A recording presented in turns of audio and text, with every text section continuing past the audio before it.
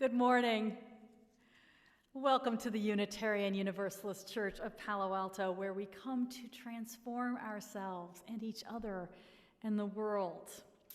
You are welcome to keep your video on throughout the service. We do love to see each other's faces. We'll mostly keep our audio off, but let's all unmute for a few moments right now.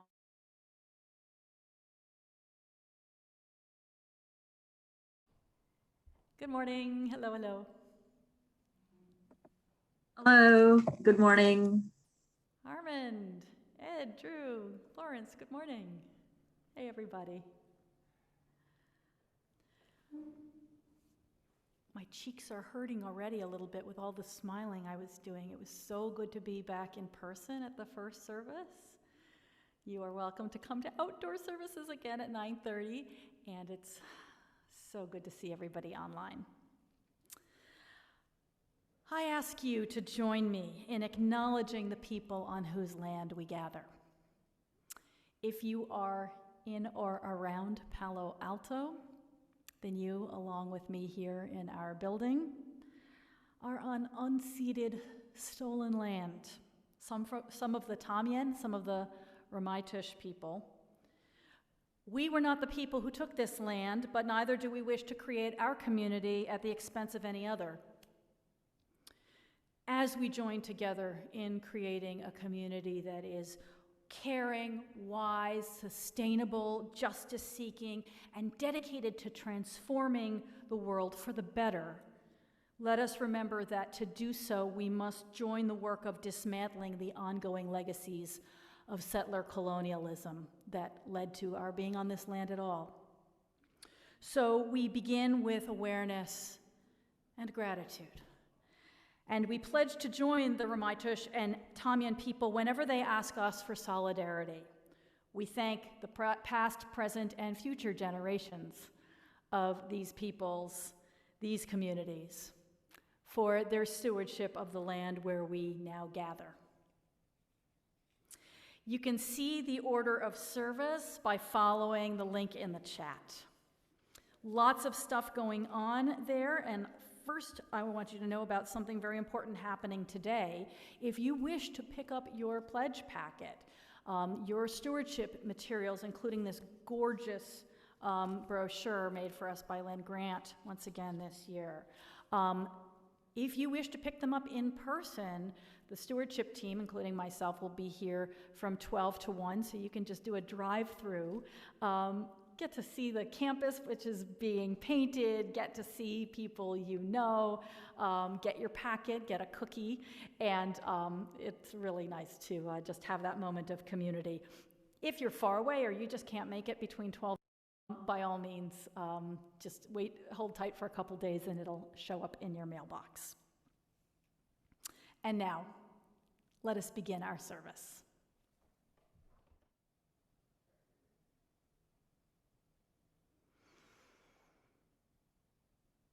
If you have a chalice there with you, please light it along with me.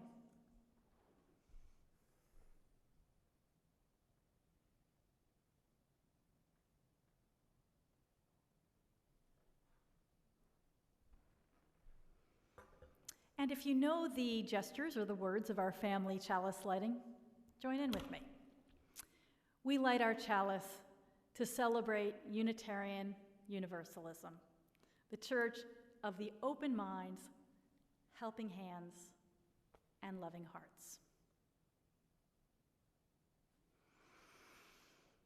With our centering words each week, we draw on the many sources of our living tradition.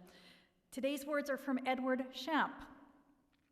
He was the victorious plaintiff in the 1963 Supreme Court case that declared mandatory Bible reading in public schools unconstitutional. And he was a Unitarian Universalist. Here's what he had to say about the tradition that we share. Unitarian Universalism is a fierce belief in the way of freedom and reverence for the sacred dignity of each individual. With Jefferson, we, quote, have sworn eternal hostility against every tyranny over the mind. Unitarian Universalism is cooperation with a universe that created us. It is a celebration of life. It is being in love with goodness and justice. It is a sense of humor about absolutes. Unitarian Universalism is faith in people, hope for tomorrow's child, confidence in a continuity that spans all time. It looks not to a perfect heaven, but toward a good earth. It is respectful of the past, but not limited to it. It is trust in growing and conspiracy with change. It is spiritual responsibility for a moral tomorrow.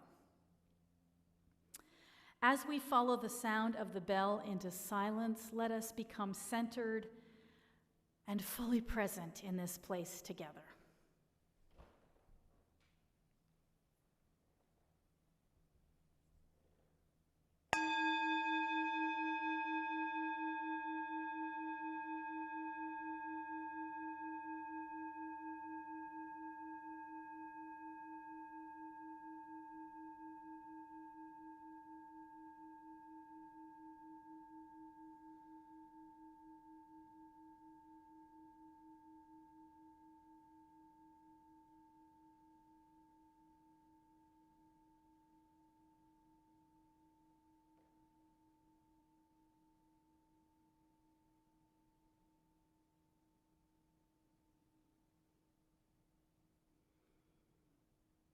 Now let's join in as Bruce leads us in singing, "We Give Thanks."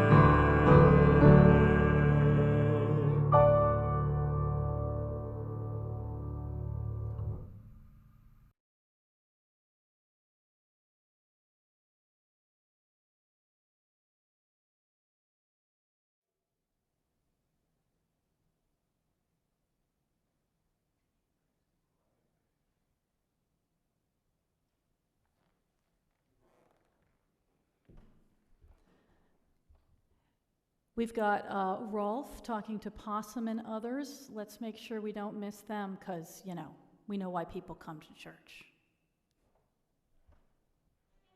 Hey, Rolf, did you hear about the pledge drive for our congregation? No, what's that? That's the way we raise money for UUCPA. Everyone in our congregation pledges to give whatever money they can afford during the coming year.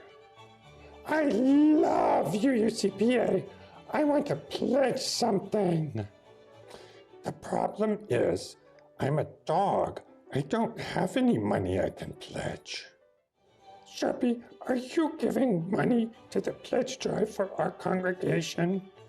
Yes. I give 10% of my income to charitable causes. With my demanding job at CERN, UUCPA keeps me grounded and centered. So I'm going to give half my charitable giving, or 5% of my income, to our congregation. I wish I had a job like Sharpie so I could give lots of money to our congregation. Nikki, did you hear about the pledge drive? Yes, I did. My UUCPA friends keep me going during COVID. I don't earn much at the used bookstore, but I'll give what I can afford. It's like sending virtual hugs to all my UUCPA friends.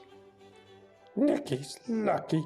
She has enough money to give something to UUCPA, but I don't have any money. Possum, what are you going to pledge to our congregation? Well, I don't have any money, but I do want to give something. Helping make videos for UUCPA has been so much fun. I have an idea. I can give 10% of my dog biscuits to UUCPA.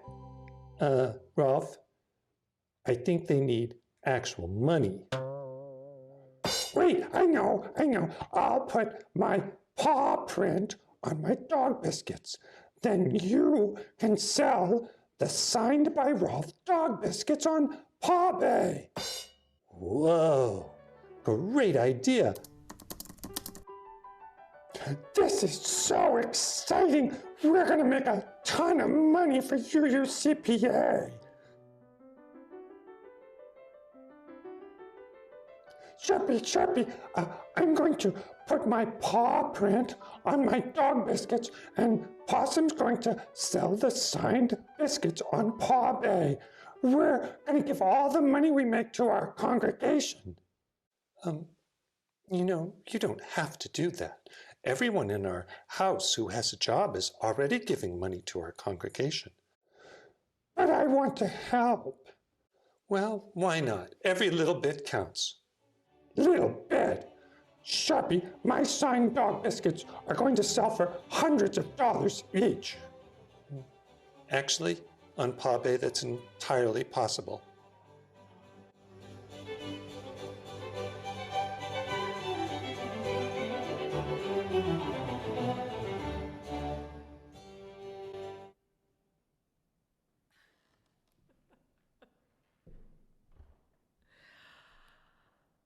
We now turn our thoughts to the important events of our lives which we wish this community to share. If you have a joy or a sorrow you would like me to speak this morning, please send them to joyconcern@uucpa.org or post them in the chat box provided by Zoom, and they will be shared aloud.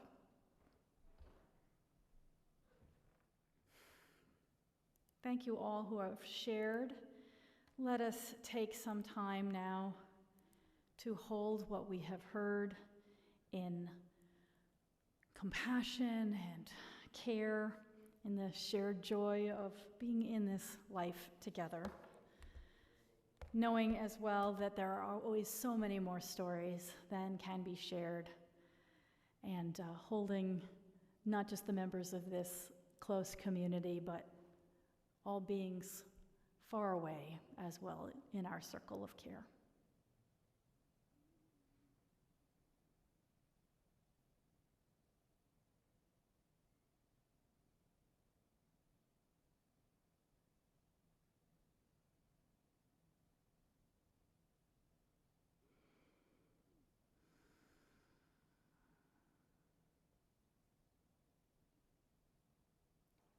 Blessed be. Now let us sing together. The song that Bruce is about to sing for us is around. He will be singing, and the words are there in your order of service in English, although it's a traditional Hebrew song. And so the way it goes is he sings through one line twice, and then the next line twice. And so if you wish to sing the counterpart, to sing the second part while he sings the first, and vice versa, you will hear a lovely round. that folks know all over the world if they grow up in the Jewish tradition. Let's sing together, Hine Ma Tov.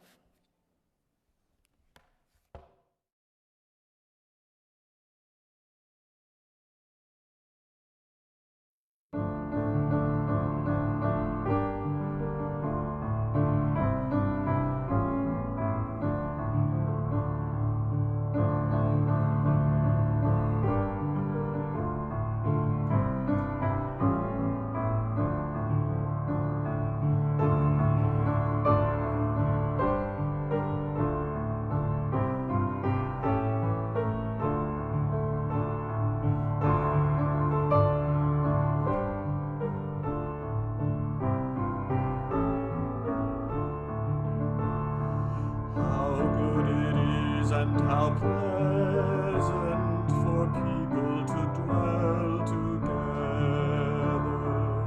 How good it is and how pleasant for people to dwell together.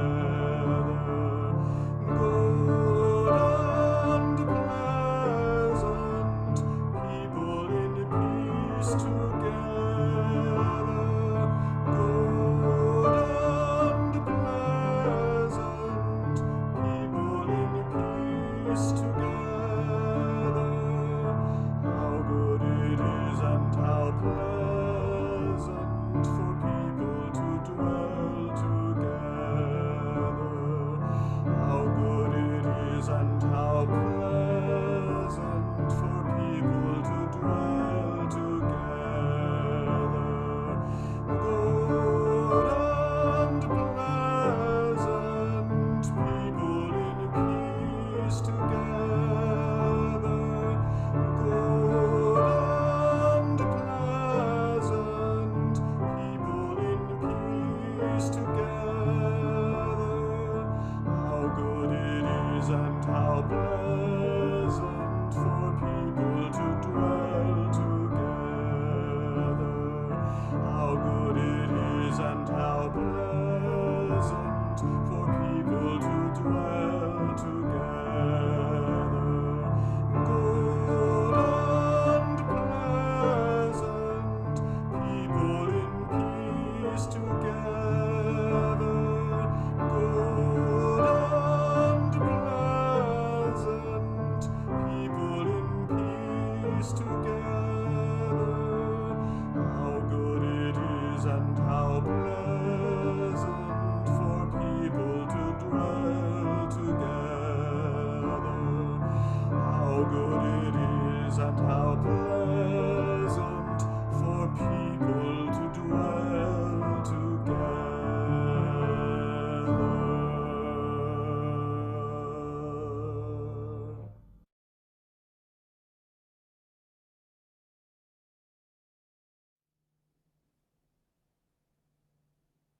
Indeed it is. With our big anniversary coming up, the president of the Unitarian Universalist Association, Susan Frederick-Gray, sent us this message. We'll watch it again, of course, the day of our big celebration in April, but let's watch it now.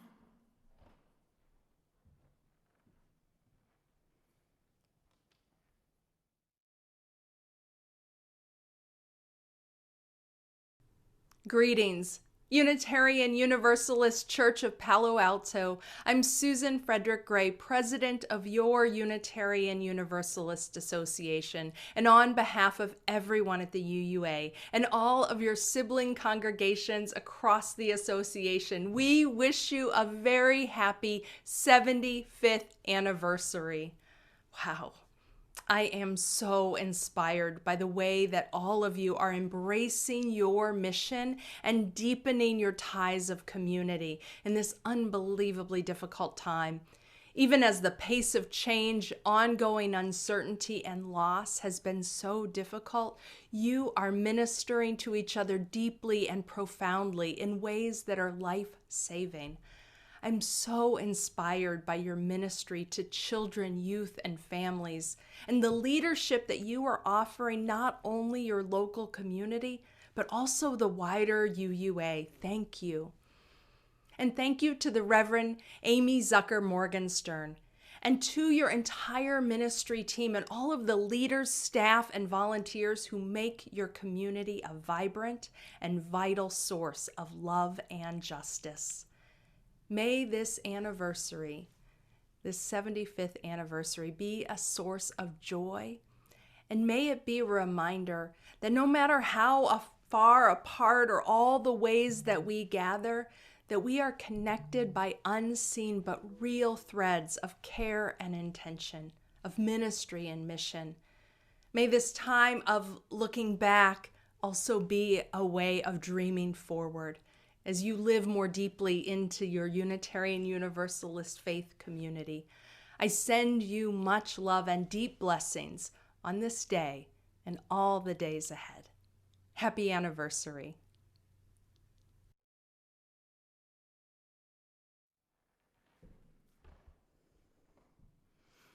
Thank you, Susan. Hey, this next anthem is a great one also to kick off this year of celebration of our anniversary and our stewardship drive for the coming year's budget that we begin today. So feel free to sing along with the choir.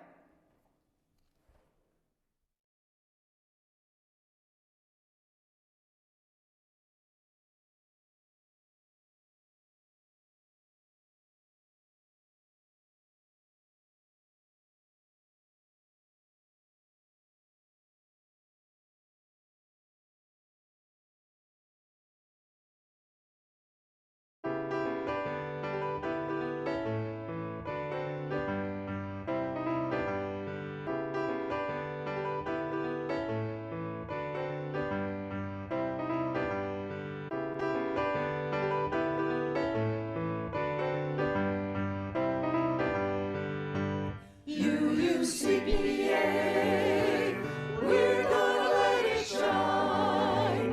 UUCPA, we're gonna let it shine. UUCPA,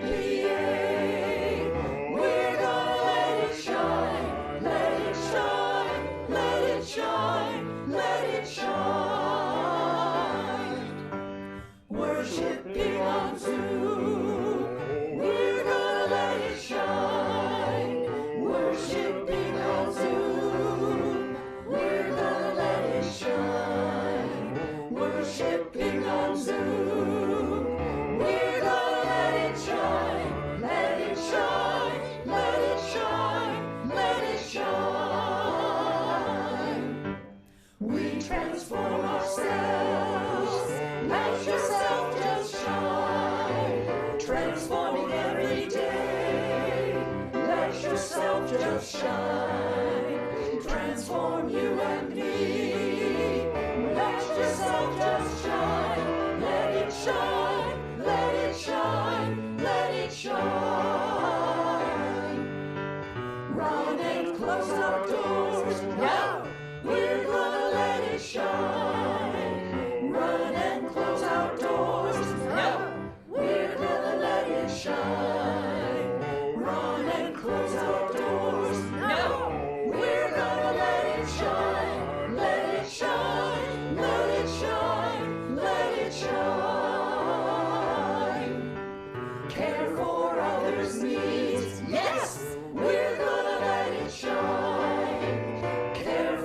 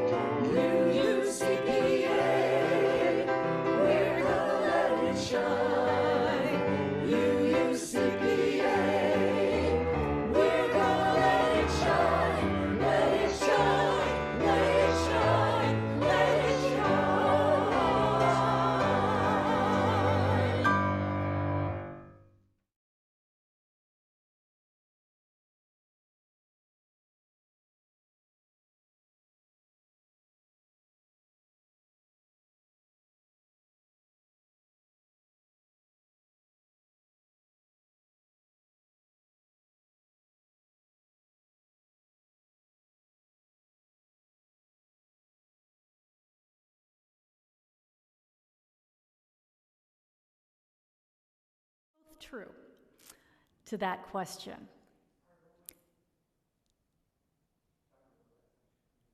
Nah, I can't start over. Just kidding.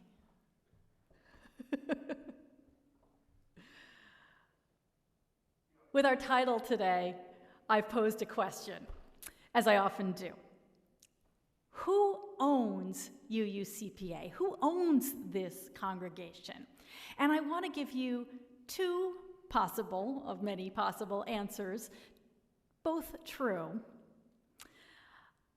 The first, of course, being we do. All of us do. Well, I say of course, but if you don't know how Unitarian Universalist churches are structured, you might not know that. So we just had the president of the Unitarian Universalist Association speaking to us, but the UUA, to which we belong as a congregation, they don't own the congregations. Quite the opposite.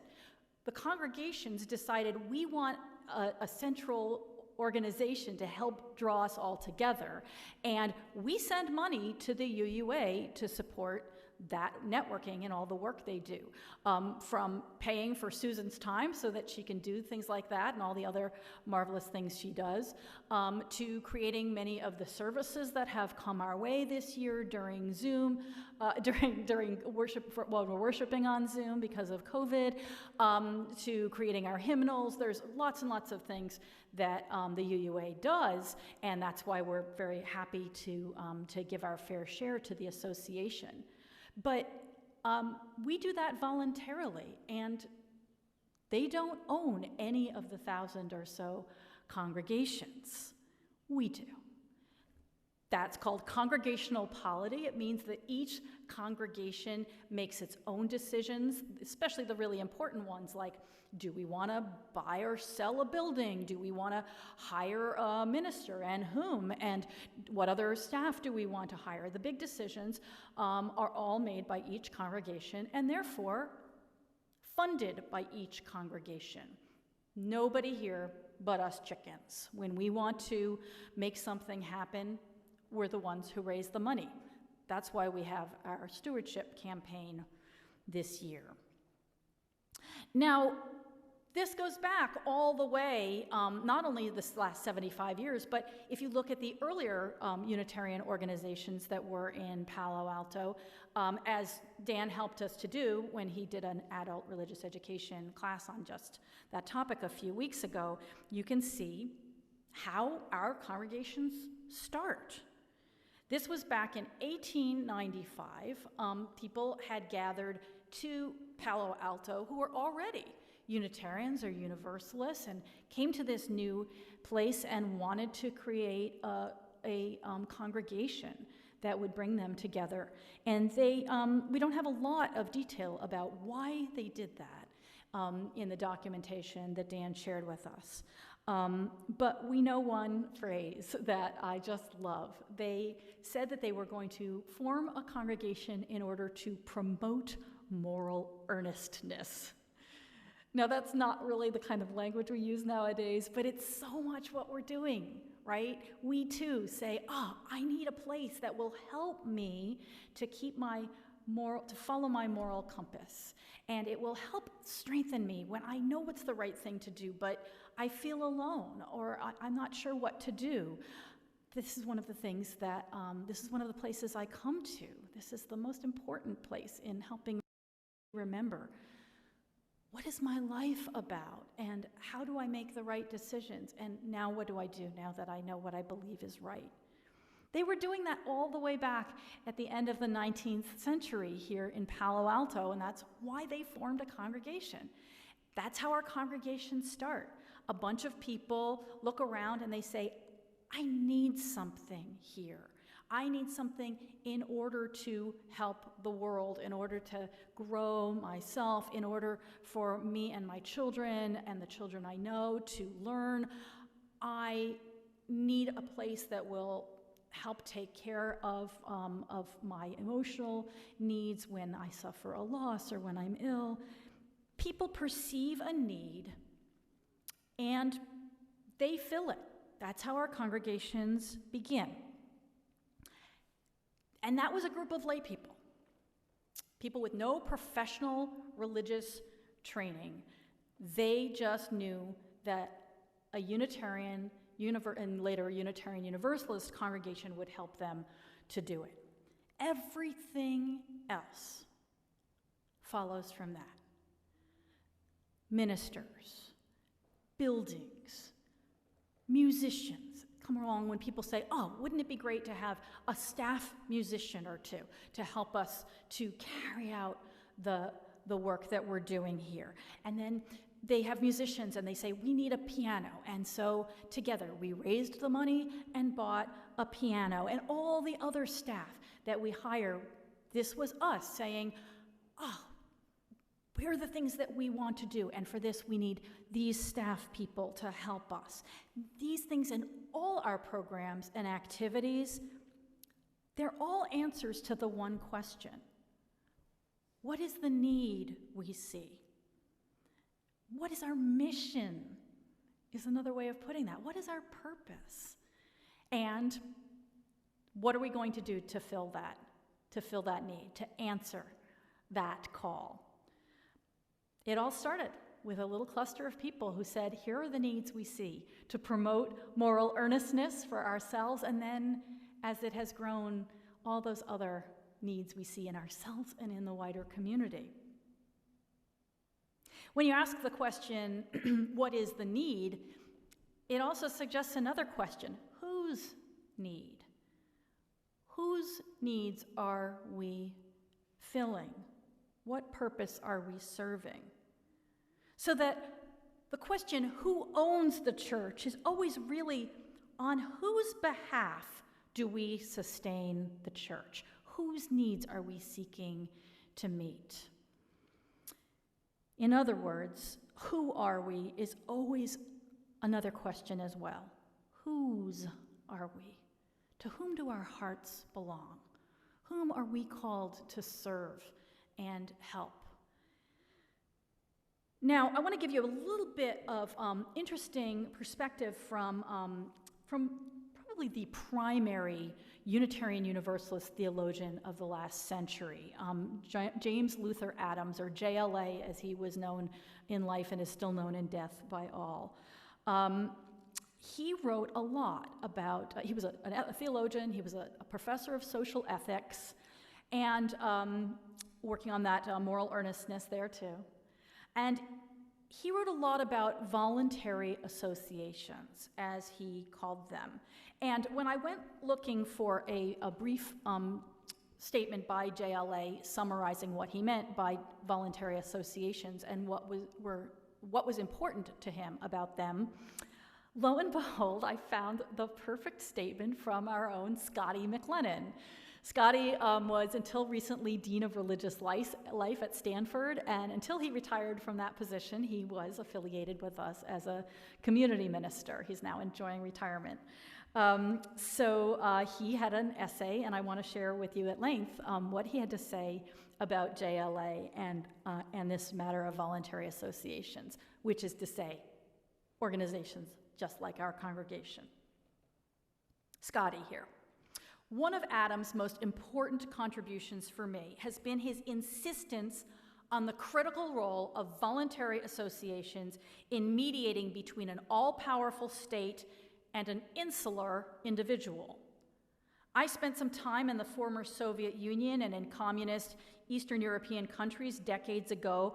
I came back with a concrete understanding that has driven me ever since of the importance of strong intermediary organizations that can both provide a bulwark against totalitarianism and a sense of community for otherwise isolated people. Religious organizations can provide part of that, but they need to be prophetic. In the Soviet Union, religion had no public voice, was not allowed any charitable dimension, and even religious education was outlawed.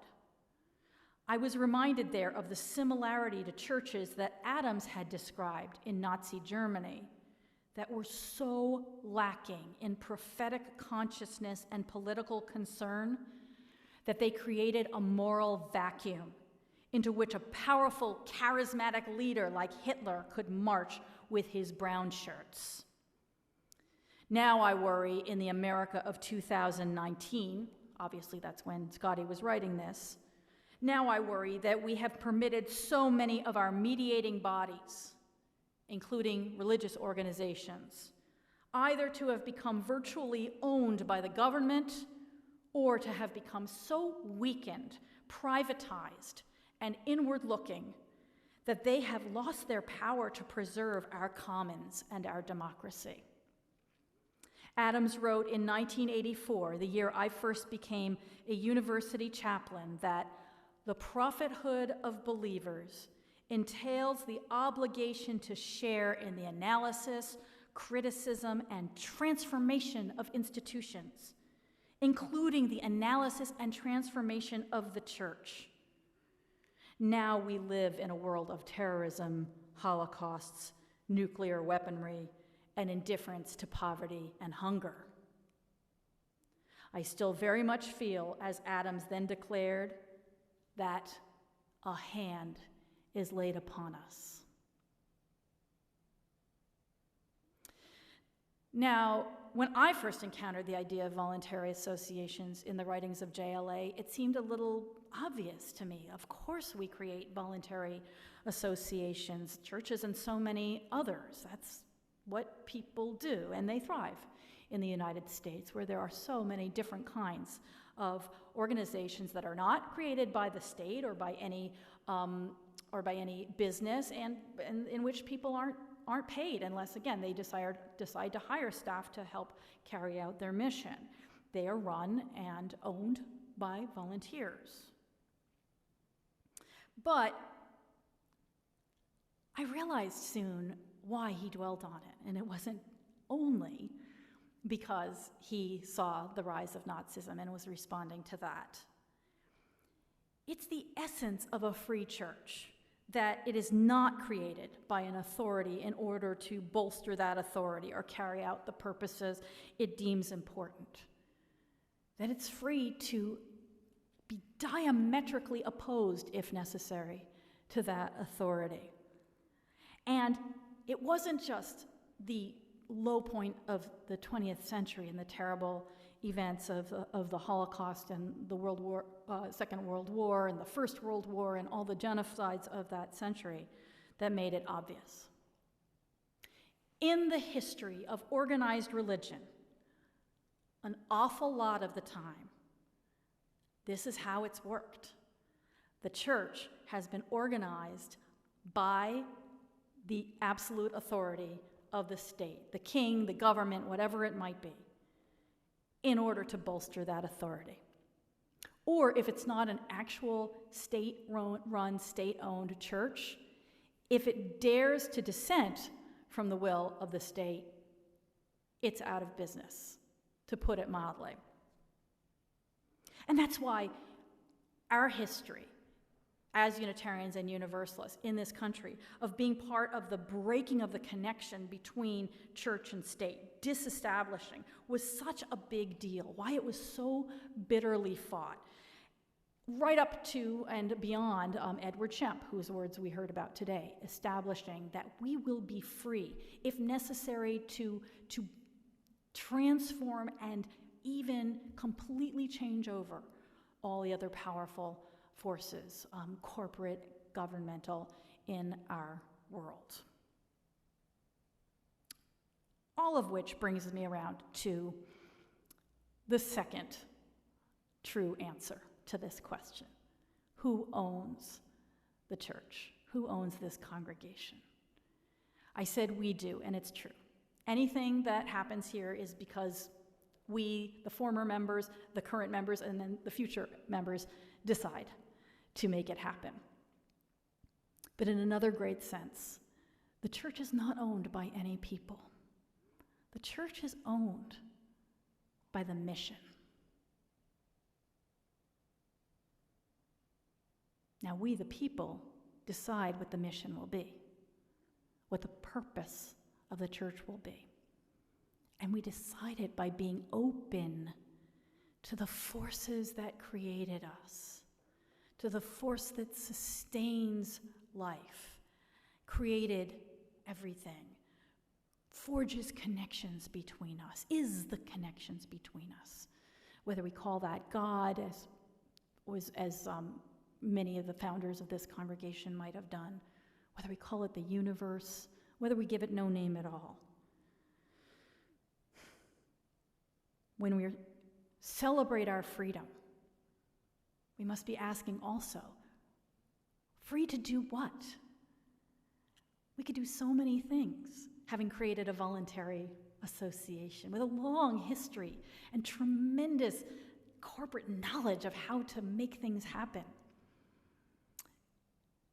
And what we are going to do is live out our mission, which can be in keeping with a larger vision, or it can be very, very narrow indeed, insular and inward focused, as Scotty said.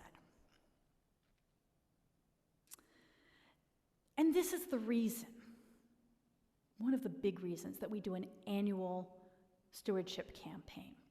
When you pick up your packet or get it in the mail, you'll see that if you haven't done it already, we encourage you to give automatically. It's what I do. I sign up with my bank to send a payment every month in perpetuity, and until I change it or end it, there it goes. That makes things a lot easier for you at this time of year. It makes things easier for whoever's on the stewardship team. It's just a really, really helpful practice. But the fact that the giving is automatic doesn't mean that the decision is automatic. Every year, we each, and all together as a community, we reconsider our mission. What's UUCPA's purpose? What's my purpose? And we rededicate ourselves to serving that purpose wholeheartedly. That why. What are we for? What do we do as a community? It emerges from us. What we perceive to be the needs of the world and of each of us, including those just outside this property who don't know that the means of their transformation is right here, and of course, including the whole biosphere, this whole great earth of beings. Sometimes, as we did today, we open our service with the reminder that we are on Ramaytush and Tamyan land. And in doing that, we're fundamentally questioning the whole idea of ownership. In a way, although I've said we own it, we can't own this land that we've built a church on, that we sustain a church on, where new paint is being put on the walls, where we raise a budget to care for our space and make things happen in it. We know that that's true. I mean, I have a deed to my house and the land it's on, but that was created by people who didn't own the land they were selling. Nor do I and my family own it.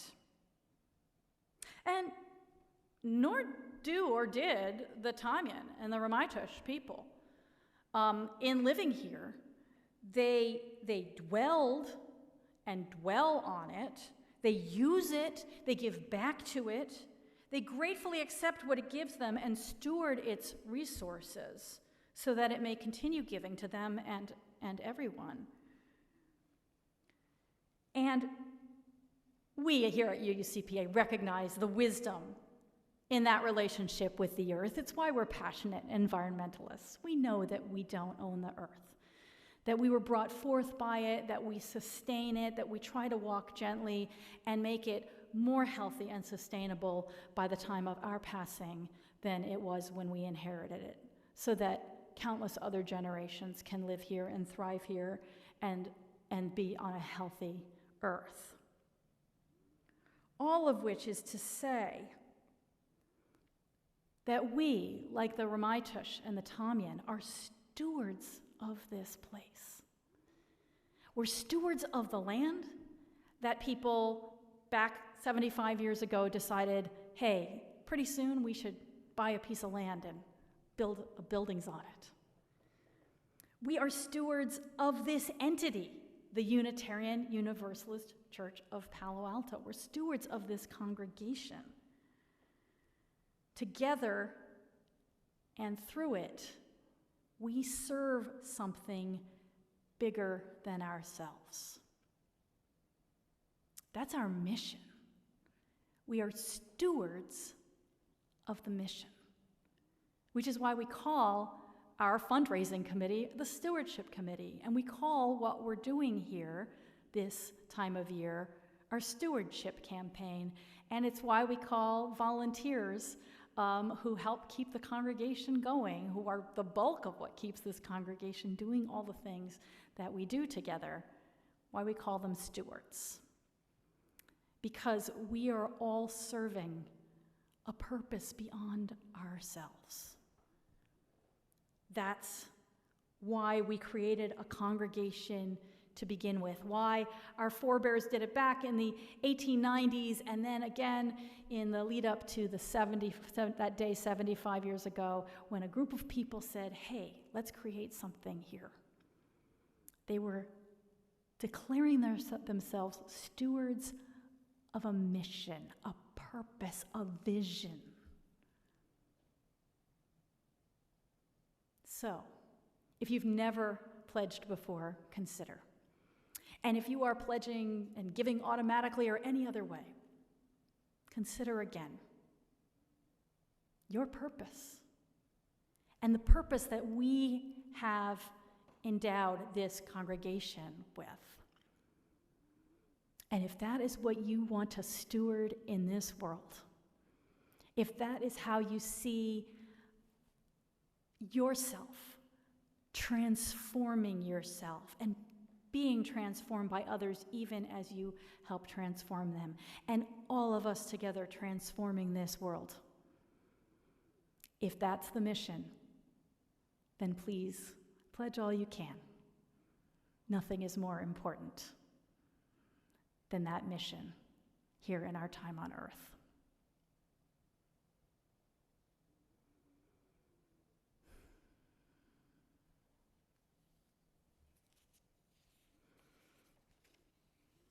So it's appropriate that now in our service, we'll take up our offering, our practice each week for the big giving that we do, for the ways that we steward and protect and promote the mission of our lives, our purpose, our vision for this world. It's a symbolic and ritual but significant way that we practice being givers, being stewards of our own mission.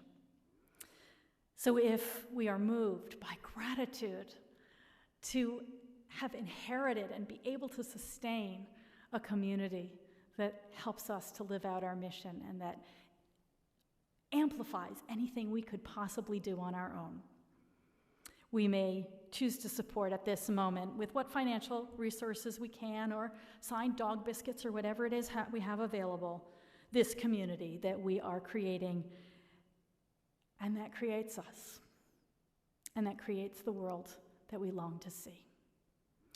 The offering will now be given and received. The order of service gives a QR code and a link, and also information on how you can use text to give via Give Lively. Thank you.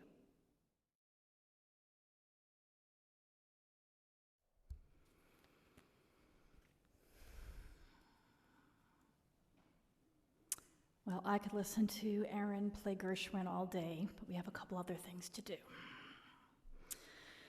So, please, let's join in as Bruce leads us in singing, "Come and Go With Me."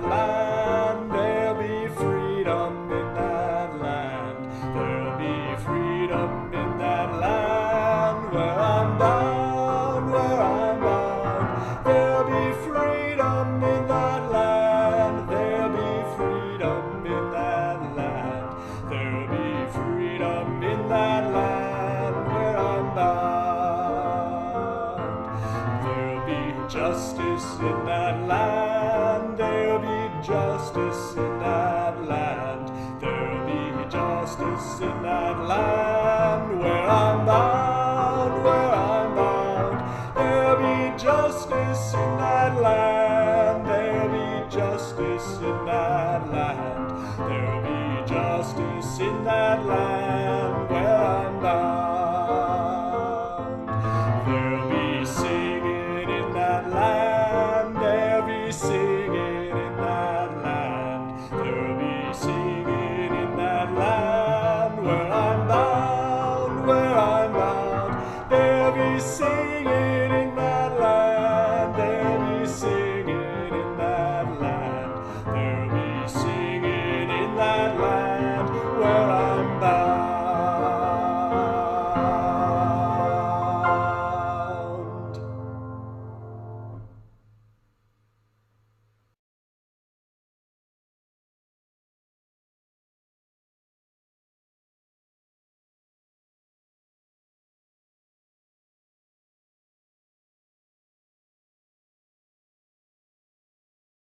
This is what he preached.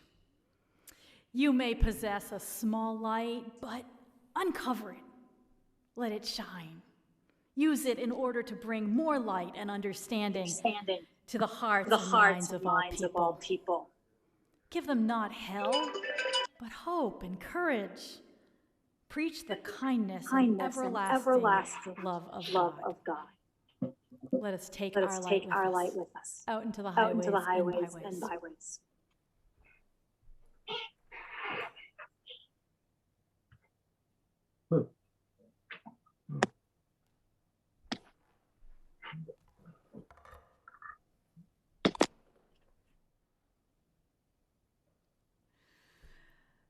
Please stay if you can after the benediction for our virtual coffee time. You'll be invited to small group conversations in our breakout rooms, or you can stay here in the main room with me to discuss the service. I'm going to stay for just a few minutes, and then I will be outside greeting folks who are coming by to pick up their pledge packets, so I'll see you there.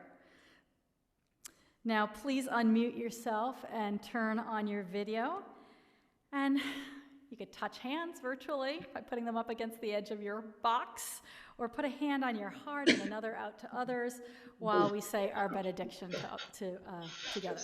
That could be a song.